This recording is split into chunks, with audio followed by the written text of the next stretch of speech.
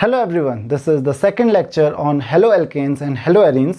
In first lecture, we have studied classification of halogen derivatives of hydrocarbons, then isomerism and nomenclature of haloalkanes.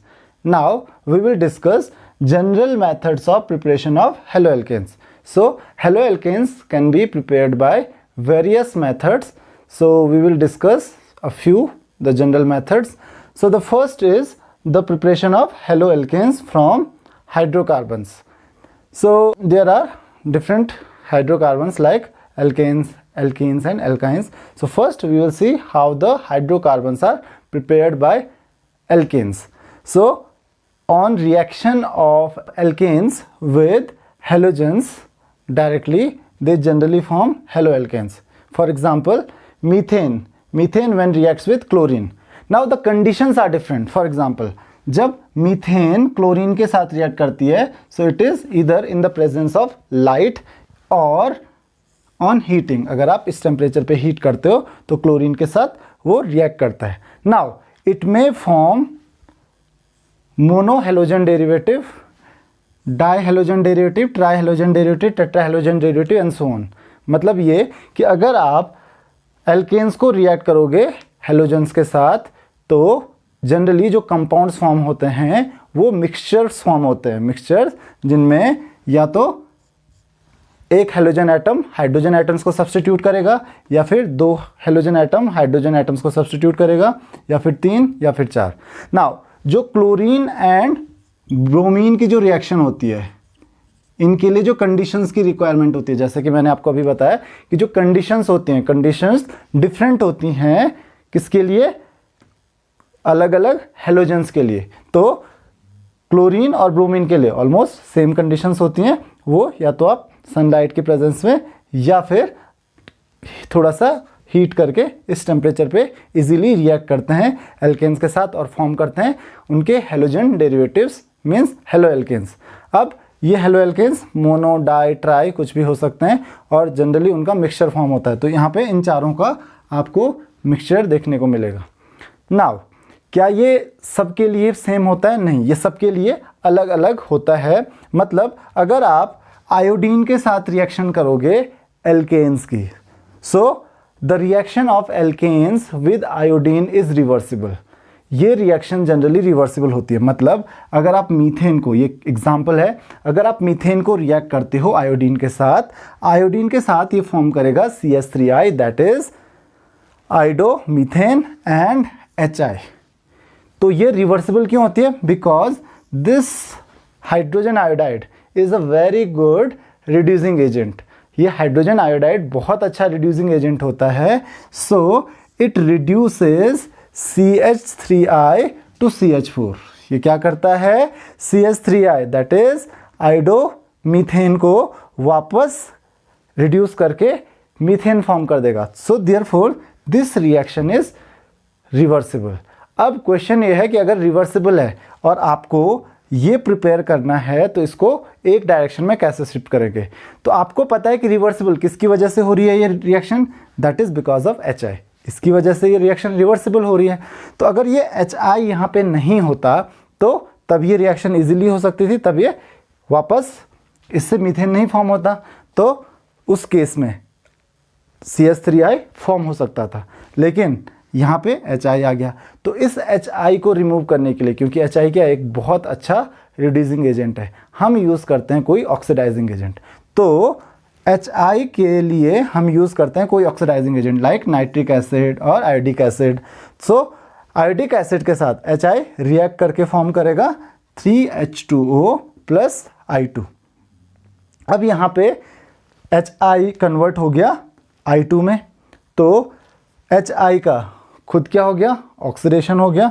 और यहाँ पे ये अब reducing agent की तरह वर्क नहीं कर सकता क्योंकि ये खुद किसी ऑक्सीडाइजिंग एजेंट के साथ रिएक्ट करेगा. तो यहाँ से हमने HI को रिमूव कर दिया.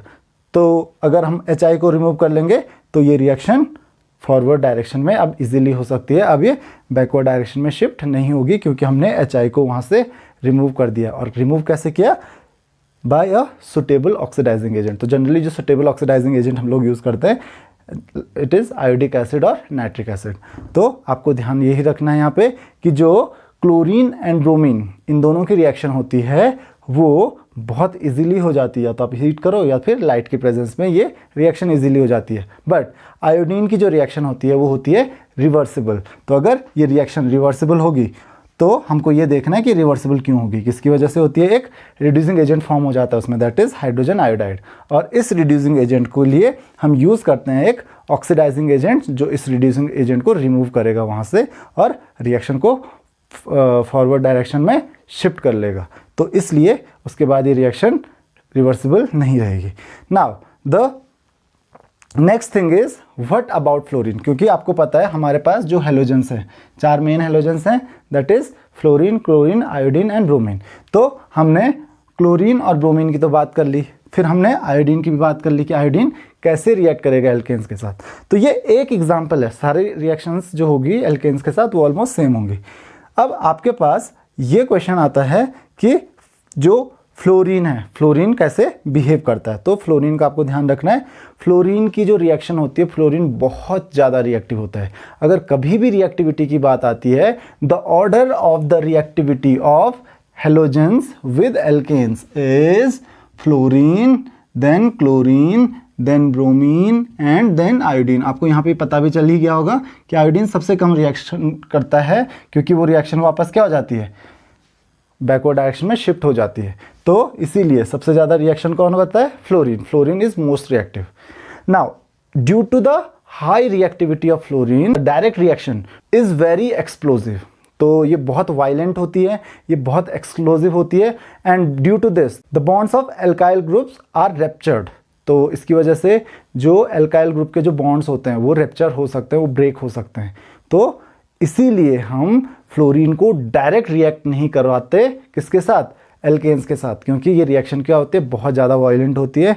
और इसकी वजह से बॉन्ड्स जो होते हैं कार्बन के या फिर कार्बन हाइड्रोजन के, जो आपका हाइड्रोकार्बन पार्ट होता है, जो एल्काइल ग्रुप होता है, उसके बॉन्ड्स रप्चर हो सकते हैं। तो हम वो नहीं चाहते, क्योंकि हम जस्ट क्या चाहते हैं, हम किसी हाइड्रोजन को हेलोजन से रिप्लेस करना चाहते हैं। उसके अलावा हमारा कोई काम नहीं है, हमको हेलो एल्केन फॉर्म करने हैं, हमको कुछ और कंपाउंड नहीं फॉर्म करना है। तो इसीलिए हम डायरेक्ट रिएक्शन ना करवा के फ्लोरीन के कुछ कंपाउंड्स के साथ उनकी रिएक्शन करवाते हैं। और रिएक्शन भी किसकी, हाइड्रोकार्बन्स की नहीं, हम दूसरे हेलोजन डेरिवेटिव्स की। फॉर एग्जाम्पल हम क्या करेंगे, अगर हमको फ्लोरो एल्केन्स फॉर्म करना है तो फ्लोरो एल्केन्स फॉर्म करने के लिए पहले आप क्लोरो एल्केन्स या फिर ब्रोमो एल्केन्स फॉर्म करोगे। तो मान लेते हैं क्लोरो एल्केन फॉर्म हो गया, और तब उसको फ्लोरीन के कंपाउंड जैसे Hg2F2 के साथ रिएक्ट कराओगे, तो यहाँ पे आपकी डबल डिकम्पोजिशन रिएक्शन होगी। तो तब जाके आपका फ्लोरीन डेरिवेटिव फॉर्म होगा। तो फ्लोरीन की रिएक्शन कभी भी हम डायरेक्ट नहीं करते, रीज़न मैं आपको बता चुका हूँ। इसमें आपके पास एक और चीज़ आती है, फॉर एग्जाम्पल अगर इस कंपाउंड के साथ क्लोरीन के आप रिएक्शन देखोगे तो यहाँ पे ये 2 कंपाउंड्स फॉर्म हो सकते हैं। तो यहाँ पे क्लोरीन के पास ऑप्शंस हैं, या तो वो इस हाइड्रोजन एटम को रिप्लेस करे यहाँ से, या फिर इस हाइड्रोजन एटम को, means it can remove the hydrogen atom, it can replace the hydrogen atom from primary carbon or from the secondary carbon, there may be a tertiary carbon। तो यहाँ पे क्लोरीन के पास मीन्स हेलोजन के पास options हैं कि अगर वो उसके पास ऑप्शंस आते हैं कि प्राइमरी के पास या फिर सेकेंडरी के पास से या फिर टर्जरी के पास से उसको मौका मिलता है हाइड्रोजन को रिप्लेस करने का। तो यहाँ पे वो अगर सेकेंडरी के पास से रिप्लेस करेगा, यहाँ पे तो कोई टर्जरी हाइड्रोजन है नहीं, तो अगर वो सेकेंडरी के पास से रिप्लेस करेगा तो ये कंपाउंड फॉर्म होगा, और अगर प्राइमरी के पास से रिप्लेस करेगा तो ये कंपाउंड फॉर्म होगा। अब आपको पता करना है कि इन दोनों में से कौन सा कंपाउंड ज़्यादा फॉर्म होगा। जनरली होते तो दोनों फॉर्म है, बट मेजर कंपाउंड कौन है, मीन्स अगर ये क्लोरीन के साथ रिएक्ट करेगा तो, या ये हेलोजेंस के साथ रिएक्ट करेगा तो कौन सा कंपाउंड ज़्यादा फॉर्म होगा। तो याद रखना कि जो टर्जरी हाइड्रोजन होता है, tertiary hydrogen, then secondary hydrogen and then primary hydrogen, तो सबसे ज़्यादा जो टेंडेंसी होगी रिप्लेस होने की वो किसकी होगी, टर्जरी हाइड्रोजन की, देन सेकेंडरी हाइड्रोजन की एंड देन प्राइमरी हाइड्रोजन की। मतलब अगर आपको ऑप्शन मिल रहे हैं इन दोनों कंपाउंड्स में से फॉर्म करने की, तो आप कौन सा कंपाउंड फॉर्म करोगे? ये वाला। कौन से हाइड्रोजन को रिप्लेस करेगा ज़्यादा इजीली? इस वाले को, सेकेंडरी को ज़्यादा इजीली रिप्लेस करेगा as compare to primary. Hydrocarbons में पढ़ चुके हैं कि हाइड्रोकार्बन्स की जो रिएक्शन होती है वो किस तरीके से बिहेव करती है। तो आपको एक बार मैं फिर से बता देता हूँ। टर्जरी जो होता है, टर्जरी हाइड्रोजन ज़्यादा इजीली रिप्लेस होगा। टर्जरी हाइड्रोजन मीन्स जो hydrogen atom tertiary carbon atom से अटैच्ड है। Then secondary and then primary means इस कंपाउंड के फॉर्म होने की पॉसिबिलिटी बहुत कम है, तो इसीलिए ये मेजर प्रोडक्ट होगा और ये माइनर प्रोडक्ट फॉर्म होगा। तो होप कि आपको ये चीज़ें समझ में आ गई होंगी कि कैसे आप ये कंपाउंड्स फॉर्म कर सकते हो। Now the second thing is the preparation of halo alkanes from alkenes. तो एल्कीन से कैसे आप प्रिपेयर करोगे? Let's see an example. The direct reaction of alkenes with halogen acids. तो for example CH2 double bond CH2 reacts with HBr, HCl, HI. It will form CH3 CH2Br. Similarly, CH2 double bond CH2 with HI, it will form CH3 CH2I. तो यहाँ पे क्या हो रहा है? Addition reaction हो रही है। हाइड्रोजन एटम, एक हाइड्रोजन एटम एक कार्बन एटम के साथ और हेलोजन एटम दूसरे कार्बन एटम के साथ। उसी तरीके से यहाँ पे ये हाइड्रोजन एटम एक कार्बन के साथ और आयोडीन दूसरे कार्बन के साथ। तो इस तरीके से ये कंपाउंड फॉर्म होंगे। अब यहाँ पे ये जो कार्बन एटम्स हैं, ये जो कंपाउंड्स हैं, दीज आर सिमेट्रिकल कंपाउंड्स। तो आप किसी भी कार्बन एटम के साथ हाइड्रोजन अटैच कर लो और किसी भी कार्बन एटम के साथ ब्रोमीन को अटैच कर लो या किसी भी हेलोजन को अटैच कर लो। तो अगर हाइड्रोजन इसके साथ होता और ब्रोमीन उसके साथ जाता तो भी कंपाउंड सेम ही रहता। बट अगर आपके पास अनसिमेट्रिकल कंपाउंड है, this is your unsymmetrical compound. So if you have unsymmetrical compound, you have to follow the Markovnikov's rule. So what does the Markovnikov's rule say? Markovnikov's rule says that the negative part will go to the carbon atom which has lower number of or less number of hydrogen atoms attached to it. तो जो negative part होगा, आपको पता है HBr की अगर आप बात करो तो दो पार्ट्स में इसको डिवाइड करोगे तो H प्लस होता है, Br माइनस होता है। तो जो नेगेटिव पार्ट होता है वो किससे अटैच होता है? वो उस कार्बन एटम से अटैच होता है जिस कार्बन एटम के पास कम हाइड्रोजन है। अब यहाँ पे तो दोनों कार्बन एटम से सेम हाइड्रोजन एटम्स अटैच थे, तो आप यहाँ पे किसी भी कार्बन एटम पे हाइड्रोजन अटैच करो, किसी पे भी हेलोजन अटैच करो, उससे कोई फर्क नहीं पड़ता है। बट यहाँ पे अगर आप इस कार्बन एटम से हाइड्रोजन को अटैच करते हो और इस कार्बन एटम से हेलोजन को अटैच करते हो तो आपको फॉर्मूला मिलेगा CH3 CH2 CH2I। लेकिन अगर आप इससे हेलोजन को अटैच करते हो और इससे हाइड्रोजन को अटैच करते हो इस वाले कार्बन से, तो आपको ये कंपाउंड मिलेगा। तो आपको यहाँ पे दिख रहा है कि दोनों कंपाउंड्स अलग अलग हैं। लेकिन again which compound will be the major compound? This will be the major product. So this compound will be major product. क्यों? मार्कोनिकोव्स रूल के अकॉर्डिंग जो नेगेटिव पार्ट होता है वो उस कार्बन एटम के साथ अटैच होता है जिस कार्बन एटम पे less number of hydrogen atoms attached होते हैं। The next thing is in the presence of peroxide. For example अगर यही रिएक्शन हो रही है इन the presence of benzoyl peroxide, so this is called peroxide effect और anti Markovnikov's rule और खराश इफेक्ट। तो इसमें क्या होता है? जो मार्कोनिकोव्स रूल होता है उसका अगेंस्ट होता है। मींस जो नेगेटिव पार्ट होता है वो उस कार्बन एटम के साथ अटैच होगा जिस पे ज़्यादा हाइड्रोजन एटम्स होंगे। तो आपको ध्यान रखना है, अगर रिएक्शन नॉर्मल हो रही है विदाउट पेरोक्साइड तो आपका मेजर प्रोडक्ट ये होगा। But in the presence of peroxide ये रिएक्शन रिवर्स हो जाएगी। मतलब जो ब्रोमीन अटैच होगा वो किस कार्बन एटम पे अटैच होगा? जिस पे ज़्यादा हाइड्रोजन है। यहाँ पे दो ही कार्बन एटम है जिन पे ये ब्रोमीन अटैच हो सकता है, या तो ये या तो ये। तो मार्कोनिकोव्स रूल के अकॉर्डिंग किस पे होना चाहिए था? इस पे। और एंटी मार्कोनिकोव्स के अकॉर्डिंग इस पे। तो आपको ध्यान रखना है, इन जनरल हम मार्कोनिकोव्स रूल को फॉलो करेंगे। बट अगर वही रिएक्शन क्या होती है पेरोक्साइड की प्रेजेंस में होती है तब मार्कोनिकोव्स रूल नहीं लगेगा, तब लगेगा एंटी मार्कोनिकोव्स रूल। और एंटी मार्कोनिकोव्स रूल के अकॉर्डिंग तब ये मेजर कंपाउंड नहीं होगा, तब ये आपका मेजर कंपाउंड हो जाएगा। तो आपको जब भी रिएक्शन करनी है किसके एल्केन्स की टू फॉर्म हेलो एल्केन्स, तो आपको इन चीज़ों का ध्यान रखना पड़ेगा, कौन ज़्यादा रिएक्टिव है, कौन कम रिएक्टिव है, प्राइमरी सेकेंडरी टर्सरी, कौन से हाइड्रोजन को आप ज़्यादा इजीली रिप्लेस करोगे, किस तरीके के आपके मेजर प्रोडक्ट होंगे, कौन आपका माइनर प्रोडक्ट होगा, और एल्कीन्स में से आप किस तरीके से फॉर्म कर सकते हो haloalkanes. The next is preparation from alcohols. So the first one is by action of halogen acids on alcohols. So if you will react alcohols with halogen acids in the presence of a dehydrating agent, you will get haloalkane and water. For example, CH3CH2OH, this is primary alcohol. When it reacts with HCl, it will form haloalkane, chloroethane. So it is ethanol, it will form chloroethane and water with HCl. Similarly, it is a secondary alcohol. This is propane tool. When it reacts with HCl, it will form 2-chloropropane and water. And when a tertiary alcohol reacts with HCl, it can form its halogen derivative, that is haloalkane, even in the absence of dehydrating agent.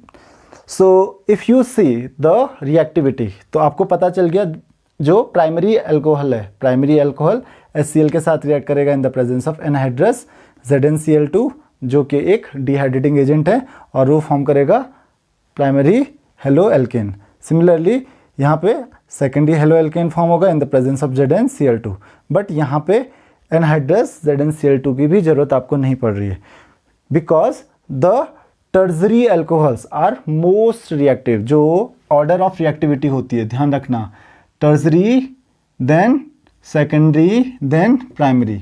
So this is the order of reactivity of alcohols. The reactivity order, the सबसे ज़्यादा जो reaction सबसे ज़्यादा जो reactive होता है वो होता है tertiary alcohol, then secondary and then primary, वो भी हेलोजन एसिड के साथ रिएक्शन के लिए. And if you talk about the halogen acids में HI will be more reactive than HBr than HCl. तो ये ऑर्डर ऑफ रिएक्टिविटी क्यों होता है? यहाँ पे अगर हम एल्कोहल्स के बारे में बात करें कि एल्कोहल्स में टर्सरी सबसे ज़्यादा रिएक्टिव क्यों होंगे, फिर सेकेंडरी और फिर प्राइमरी, तो ये होती है एक न्यूक्लियोफिलिक सब्स्टिट्यूशन रिएक्शन, जिसको हम अभी डिस्कस करेंगे. लेकिन अगर हम बात करें HI, HBr और HCl की कि ये सबसे ज़्यादा रिएक्टिव क्यों होता है, फिर ये, तो इस चीज़ का आपको ध्यान रखना है. The reactivity and the stability are inverse of each other. जो कंपाउंड जितना ज़्यादा स्टेबल होगा वो उतना कम रिएक्टिव होगा, क्योंकि अगर स्टेबल होगा तो उसको रिएक्ट करने की ज़रूरत ही नहीं है, और अगर वो रिएक्ट कर रहा है इसका मतलब वो स्टेबल कम है. Now stability depends upon what? The strength of the bond between hydrogen and halogen. तो अगर बॉन्ड बहुत स्ट्रांग होगा तो वो बहुत ज़्यादा स्टेबल होगा, और बहुत ज़्यादा स्टेबल होगा तो रिएक्ट नहीं करेगा. And the bond strength depend on the bond length. Bond length पे डिपेंड करती है बॉन्ड स्ट्रेंथ. तो अगर बॉन्ड लेंथ ज़्यादा है तो बॉन्ड स्ट्रेंथ कम हो जाएगी, क्योंकि जो एटम्स होंगे वो एक दूसरे से दूर होंगे, तो उसकी वजह से जो रिएक्टिविटी है वो बढ़ जाती है. नाउ ये बॉन्ड लेंथ किस पे डिपेंड करती है? बॉन्ड लेंथ डिपेंड करती है साइज ऑफ द एटम्स. तो हाइड्रोजन तो सब में कॉमन है, but here we have iodine, then bromine, then chlorine. आपको तो पता है कि आयोडीन का साइज सबसे ज़्यादा होता है, तो इसीलिए HI बॉन्ड की जो बॉन्ड लेंथ होगी वो सबसे ज़्यादा होगी, then this, then this. So therefore it is most reactive or least stable, then HBr, and then HCl. So this is the reason why HI is more reactive than HBr and HCl. And the next thing, the next point, the first was by the action of halogen acids, but from alcohols we can prepare haloalkanes even by action of phosphoric halides. तो यहाँ पे दो phosphoric halides आपके पास है. One is phosphorus pentachloride and other is phosphorus trichloride. So when the alcohols react with phosphorus pentachloride, they will form haloalkane, or you can say chloroalkane, then POCl3 and HCl. But when they react with PCl3, that is phosphorus trichloride, they will form haloalkane, or you can say chloroalkane and H3PO3 that is phosphorous acid. तो ये ध्यान में रखना है कि इसके साथ ये फॉस्फोरस एसिड फॉर्म करेगा। तो ये आप इन दोनों से फॉर्म कर सकते हो haloalkanes. Now the next and the last that is by action of thionyl chloride. So when alcohols react with thionyl chloride होता है SOCl2। तो SOCl2 के साथ अगर रिएक्शन होगी it will form CH3CH2Cl that is halo alkane. ये just एक example है, आप कोई सा भी दूसरा अल्कोहल यूज करोगे तो उसके अकॉर्डिंग हेलो एल्केन फॉर्म होगा, और सेम बाकी की रिएक्शंस में भी होगा, और साथ में SO2 plus HCl। Next is by halogen exchange method. So in this method we can form iodoalkanes from chloro और ब्रोमो एल्केन्स। तो ध्यान रखना इन हेलोजन एक्सचेंज मेथड में आप आयोडो एल्केन फॉर्म कर सकते हो, किससे? क्लोरो एल्केन से या फिर ब्रोमो एल्केन से। तो कैसे करते हैं? हम करते हैं इन the presence of acetone when chloroalkane or bromoalkane reacts with sodium iodide, so it will form iodoalkane। तो ध्यान रखना इस रिएक्शन को हम कहते हैं फिंकलस्टीन रिएक्शन। तो फिंकलस्टीन रिएक्शन क्या होती है? whenever it is asked in question, so what is Finkelstein reaction? chloroalkane or bromoalkane reacts with sodium iodide in the presence of acetone। तो ये क्या फॉर्म करता है? आयोडोएल्केन। फॉर एग्जाम्पल आप कोई सा भी एग्जाम्पल ले सकते हो, for example CH3CH2Br plus NaI, it will form in the presence of acetone when it is heated, it will form CH3CH2I plus NaBr। तो आपके पास ये एक रिएक्शन हो गई। One more that is from silver salts of fatty acid. Fatty acid आपको पता है that is silver salt of fatty acid. तो ये फैटी एसिड जो होता है, फैटी एसिड क्या होता है? That is RCOOH। इसको हम फैटी एसिड बोलेंगे, और H को अगर Ag से रिप्लेस कर दिया जाए, this is the silver salt of fatty acid. So when the silver salt of fatty acid reacts with bromine in the presence of tetrachloromethane और carbon tetrachloride, it will form RCH2Br, CO2 and AgBr। तो कभी भी अगर आप react करोगे किसको? Silver salt of fatty acid को bromine के साथ, किसकी प्रेजेंस में? टेट्राक्लोरोमीथेन की प्रेजेंस में। तो ये क्या फॉर्म करेगा? ये फॉर्म करेगा bromoalkane, carbon dioxide on silver bromide. और इस रिएक्शन को हम कहते हैं हंस डीकर रिएक्शन। तो आपको नेम रिएक्शन ध्यान में रखनी है। फिंकलस्टीन रिएक्शन ये हो गई, हंस डीकर रिएक्शन ये हो गई। तो हंस डीकर रिएक्शन से आप ये कंपाउंड फॉर्म कर सकते हो, और फिंकलस्टीन रिएक्शन केवल आयोडो एल्केन्स को फॉर्म करने के काम आती है, और किससे? क्लोरो एल्केन्स या फिर ब्रोमो एल्केन्स से। तो होप कि आपको ये जनरल प्रिपरेशन जो है वो समझ में आ गया होगा। The next topic is physical properties of haloalkanes. So we will discuss some physical properties like physical state, color, odor, melting point, boiling point, solubility, density, relative stability, etc. So let's discuss them one by one. The first is physical state, color and odor.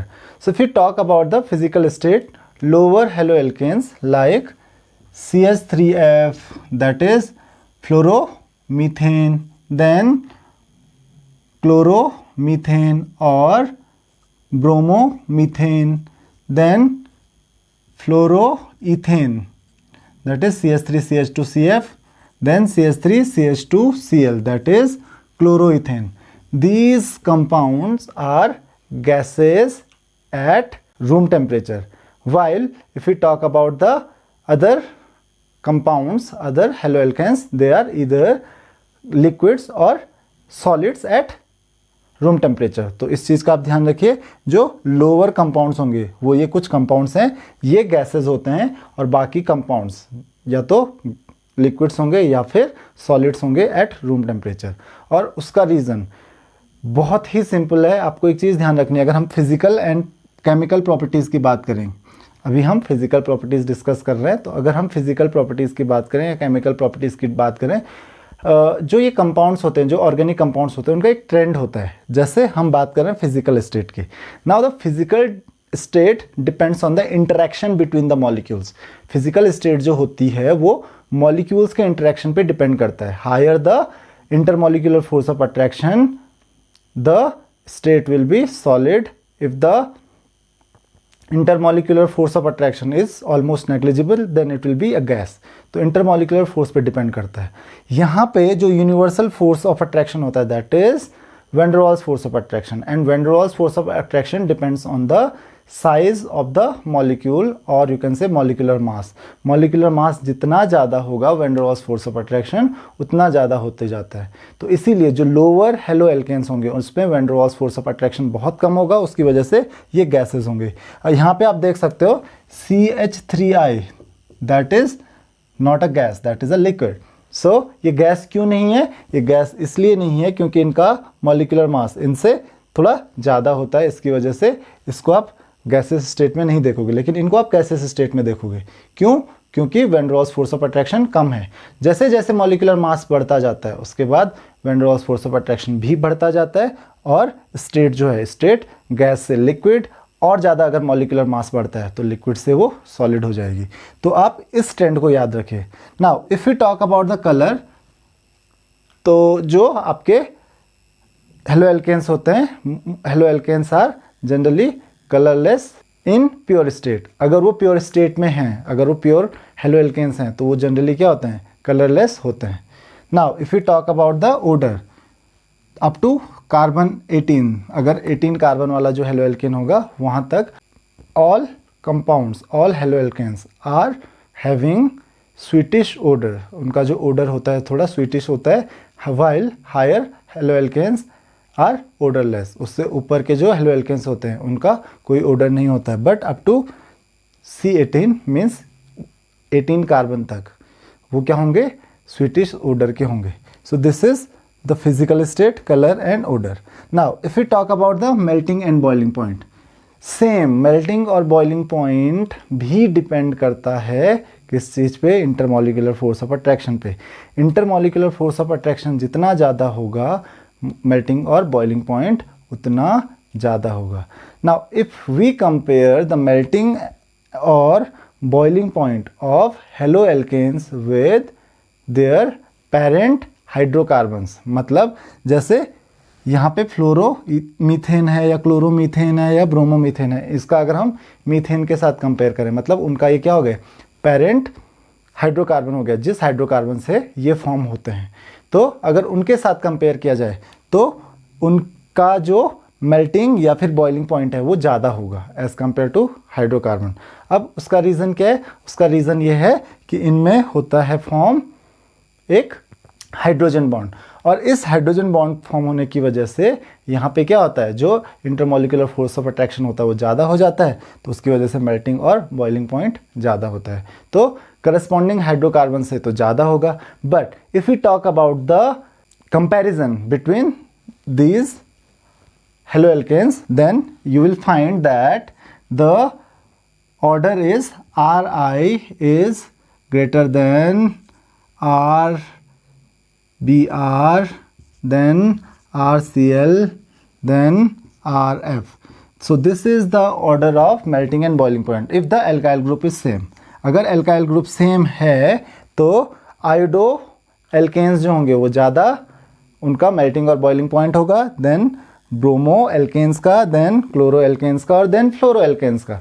अब ऐसा क्यों होता है? Again हमको same वही चीज़ ध्यान में रखनी है कि जो मेल्टिंग और बॉइलिंग पॉइंट होता है वो इंटरमॉलिक्यूलर फोर्स ऑफ अट्रैक्शन पे डिपेंड करता है। इंटरमॉलिक्यूलर फोर्स ऑफ अट्रैक्शन यहाँ पे दो हैं, एक तो हाइड्रोजन बॉन्डिंग हो गया, और दूसरा इंटरमॉलिक्यूलर फोर्स ऑफ अट्रैक्शन किसकी वजह से हो सकता है? Because of the van der Waals force of attraction. तो van der Waals force of attraction इसमें ज़्यादा होगा, इसमें थोड़ा कम होगा, इसमें थोड़ा कम होगा, इसमें और कम होगा, क्योंकि इसका मॉलिक्यूलर मास सबसे ज़्यादा होगा, फिर इसका होगा, फिर इसका होगा, और फिर इसका होगा। और इसी वजह से इसके जो मेल्टिंग पॉइंट्स होते हैं इनके, वो ये ट्रेंड फॉलो करेंगे। तो आपको मेल्टिंग और बॉइलिंग पॉइंट समझ में आ गया होगा। Now the next is solubility.